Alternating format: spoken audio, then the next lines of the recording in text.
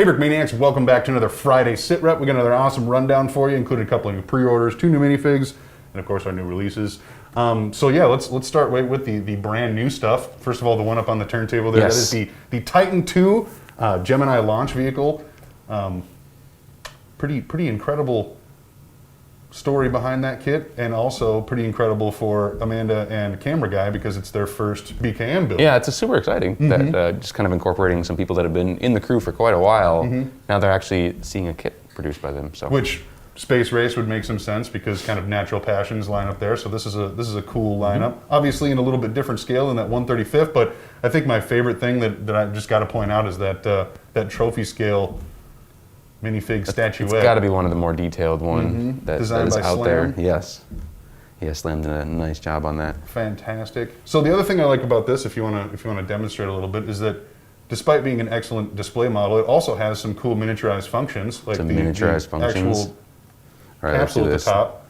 The actual capsule at the top? Which one do you want me to do? Here, this one? Yeah, I think all the stages it separate. does. Whoosh. Isn't that cool? So first it'd be like this. Right. Yeah. Okay, I can get this, I promise. There we go. And then boop. Well, a smaller boop. Yeah. But I like that playability and kind of the functionality that you get out of a smaller and obviously display model like this, but it does have that aspect of playability too, and I think that's a nice touch on the details because you can obviously capture the look of the rocket without including that stuff, but they decided to go ahead and include that, so that's awesome. Yeah. We'll check in and hear from them here in a minute, but first let's move on over to the next model. You Yes. want to load that up on the turntable? Yeah, I can get that on the turntable. So that is the Wallace WA116 Agile, which is a little Agile. Agile. Agile? Well, I guess it could be Agile. I don't know if it's like British or something, huh? Right. Dan will say it when he checks in. It's probably Agile. Most of us know it as Little Nelly. And this one actually, so it's featured in a very famous James Bond film with a similar armament to this, because the actual vehicle itself did exist, but wasn't obviously armed to the teeth with flamethrowers Right. and rockets and 40mm rocket pods and machine guns and all that stuff. But As an aircraft itself, it actually is pretty interesting. Yeah. I think it's an autocopter. Am I saying, is that what that is? Auto gyro. It's an Autogyro, auto right. gyro. So it's actually, the blades on top are unpowered, but then it's like a pusher prop right there that catches the air and creates the lift by forcing that spin to go. well, and watching it fly in real life, it's pretty dinky. It needs about 30 yards, and it just buzzes right along Yeah, and gets up off the it's ground. interesting. Yeah, so cool scene in the movie. Make sure to check that out. It also existed in real life, but we wanted to do the one that shot stuff. Yeah. So there you go. And then it also comes with these cool crates. There's going to be printing all over this model. There actually isn't any stickers on this entire model, which is kind of cool. So in the film, it was assembled out of crates, so we have kind of the representation of that here. I think some of it can fit inside there. It also comes with some tools and stuff, so if you want to turn it into a mock, that'll be fun. Iconic minifig on the way. Top secret British special agent. Should be awesome. Yeah, it'll be really, really cool. So that is our run of pre-orders. Before we get into our minifigs and our new releases, let's kick on over to the design room and hear a little bit more about what Brickmania was up to this week. All right, so we're checking in with Dan because we have to take a look at a John Canup, a prototype actually. This is the Agile, which if you're a movie buff, you might recognize this. Right. This is a famous. It's a gyrocopter developed by Wallace. Wallace was he was an officer in the British Air Force, Royal Air Force, and he just on his own decided he was going to take on the gyrocopter concept, which was kind of like a portable helicopter design that was developed in the 1930s, and in the 1960s he said, well, I'll make some more, make it like a small idea of making a portable aircraft that you can say drive out of your garage and go fly around. Sure, right. So this is the Wallace WA16. That's what he hand built all these things. He made like 10 of them. Wow. By the Beagle Aircraft Corporation. I think Cool. So it's a tiny little, cute little one-man gyrocopter. The gyrocopter is basically the rotor itself.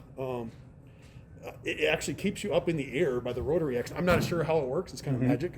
But John has made this previously. This is something that John had done for Brick Brigade, his old toy company, and we wanted to bring it back, and he's updating it. So all new pieces, a lot of what you see are in the wrong color because like we're Right, going to be using prototype. yellow, which is typical. So you'll see some major changes on the final model, but this is what we're looking at.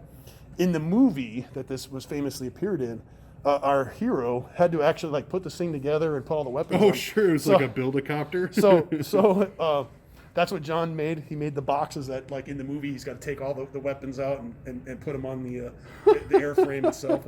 And, of course, these aren't the right colors either. All of the black tiles sort of disappeared into some black jet. Yeah, I wonder who did that. So we're waiting for more parts to be replenished. But this is a cute little thing. We're doing it for Space Race Month. Yeah. And we thought it was a good tie-in for Space Race Month because this movie that this appeared in famously is about space, and it's like a 1960s space movie, and it was like, well, let's just, this is something we wanted to do for a while, and we'll throw it in there, and some people will get the connection, some people won't. Yeah, sure. Super kind of like fun dude. Obviously something that John is passionate about, and anytime you got a designer who's excited to build something, well, the fans win. Cool to see that little come together. The rotors work. It does all kinds of cute little things, and all kinds of weapons on here. If you've never seen the movie, you're going to be like, what the... look it up. Wallace WA116 Agile. Little portable. It's the cutest little thing in the world. Educate yourselves and understand that this little bug can pack quite a punch. We'll hear a little bit more about it from John when it's all done. But otherwise, He's the Dan, expert. thanks for checking in. Okay, so now we are checking in with Amanda and Camera Guy, taking a closer look at the Titan II. So this is obviously Space Race. I'm super excited for these trophy scale minifigs designed by Slam. But otherwise, it's been a minute since we've seen kind of a rocket of this scale. The last one was pretty popular. Are you guys pretty happy with this kit here? Yeah, I think we're really happy with it. I think we're both really pleased with how this turned out. It was, the build itself is fairly simple just because it is, a giant cylinder. But the biggest problem that we came across, I think, was making sure the stages and stuff were at the right scale. Yeah, we wanted it to look good and we wanted it to do everything. So this rocket, it can fully stage. So the upper stage comes off there. Cool. And then the actual capsule will separate Sure. to go into orbit.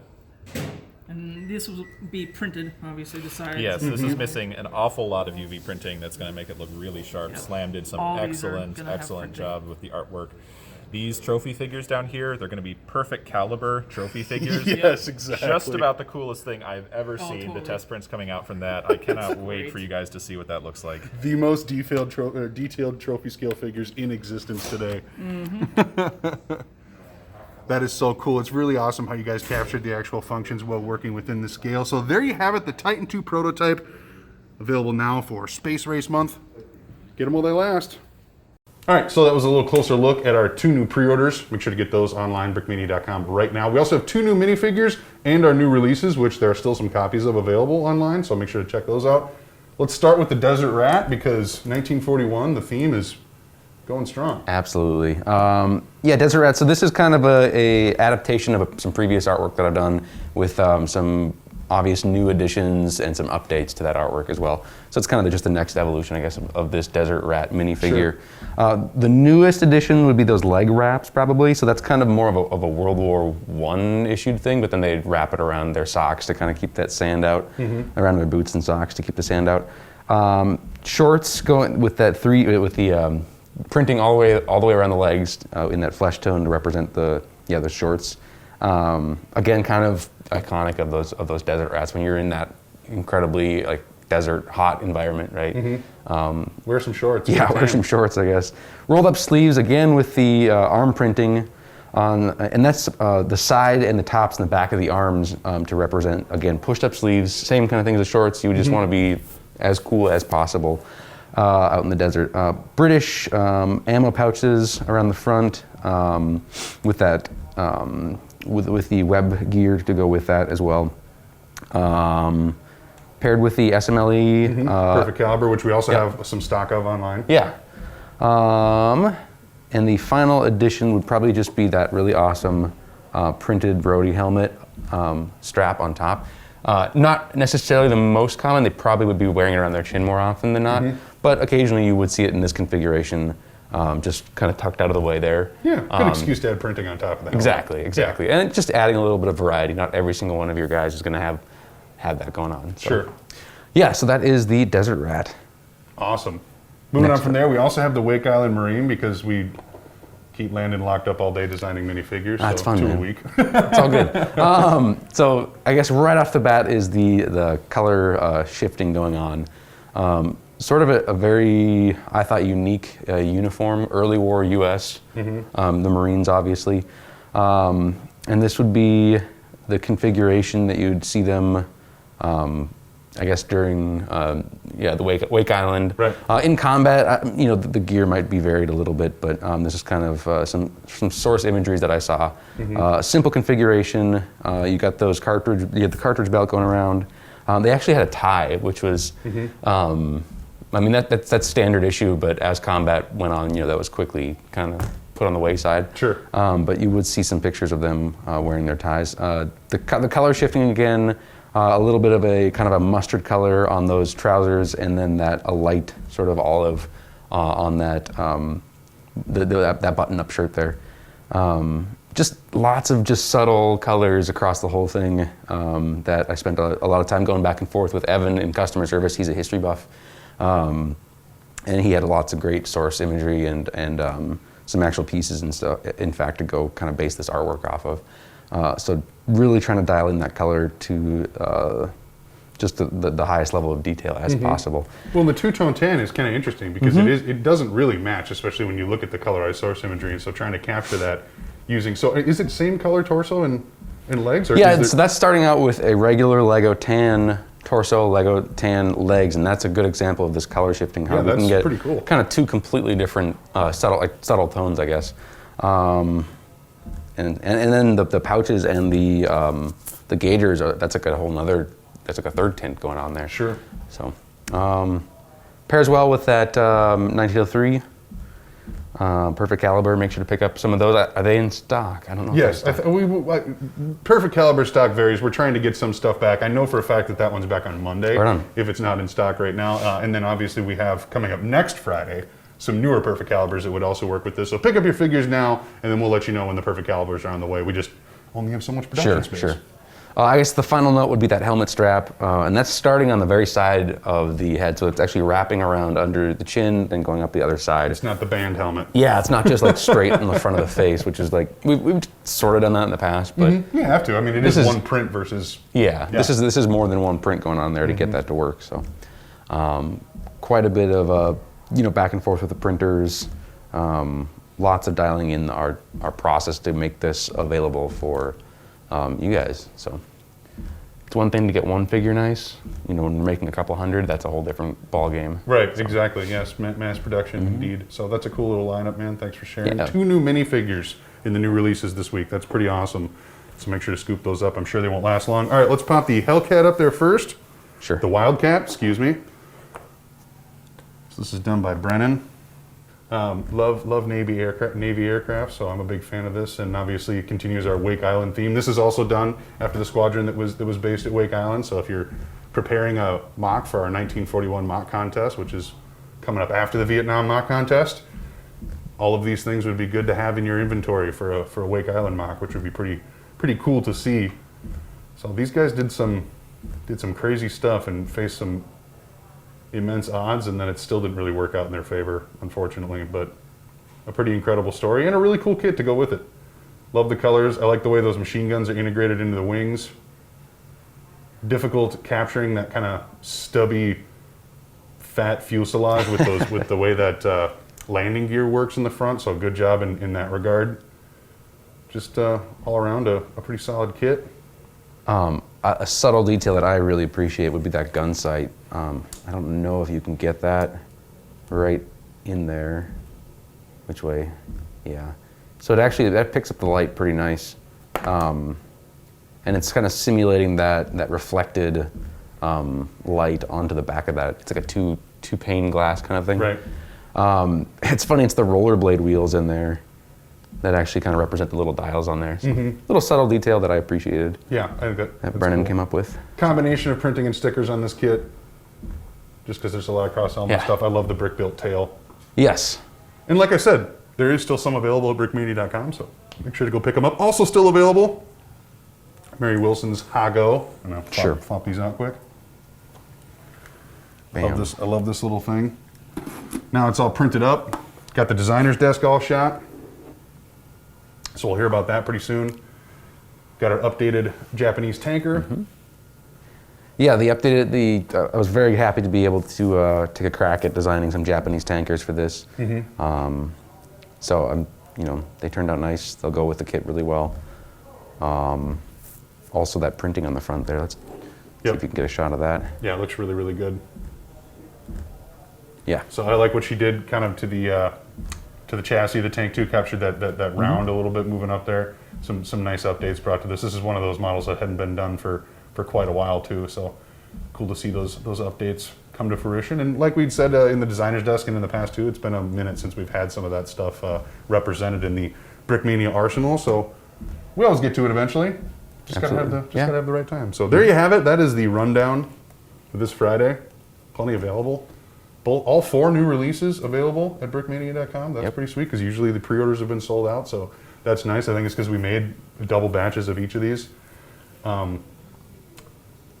Not sure how many of these pre-orders are exactly going up, but we'll see. You guys are just man down over here. Definitely ones to grab a hold of. And obviously, like always, the minifigures are going to go super fast. So let's run down our mentions here real quick. Remember that 10% off sale will start up on April 5th and run through the 11th. Our first digital instructions drop is coming on the 7th. I know we've already talked about the Abrams is going to be in there. The Leopard, I want to say the Type 99. The F-35 variant B, once it gets cleared by Lockheed. And some others that I can't remember off the top of my head right now. But there's a lot of good ones coming in the initial drop, and then we're going to try to have at least 2 a week pretty regularly from there on out and just start chipping away at Dan's gigantic inventory of incredible builds. Yes. So that'll be awesome. Remember the Vietnam mock contest wraps up on the 1st of here it is. Yes. Wraps up on the 1st of June.